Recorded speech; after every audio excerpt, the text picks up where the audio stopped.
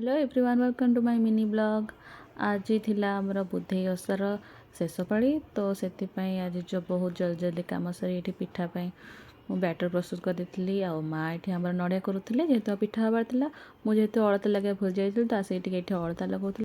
आज थिला बुधेई ओषा, सब माँ मैंने निज संतानर शुभ कामना कर ओषा करते। जो मानकर संतान न थाए से संतान प्राप्ति ओषाटी करते। ओषाटी माँ विमला को स्मरण कर ये आम देखिपे सुजी पिठाटी प्रस्तुत हो जाता। अलमोस्ट सरी जाता। तो आम किसी टाइम रेस्ट कर 4टा बेलू आम बाहर जाइलु गाँ अभिमुखे, जेहेतु आम गाँ घरे माँ को ओषा पूजा करा जाउछि। तो ये बाहर जाइलु आसिक आम गाँव में पहुँची जाइलु। ये आपण मैंने देखिए गोटे सान दियर सी बहुत भल आर्ट करती। देखो माँ को सी केते सुंदर भाव सजाई।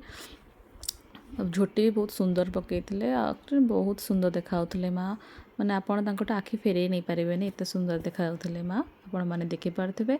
तो तापर आम समस्ते आसी जाते पूजापाई, खुड़ी जा मैंने सब आसी जाते। समस्ते मिसिकी ये माँ को पूजा अर्चना कर।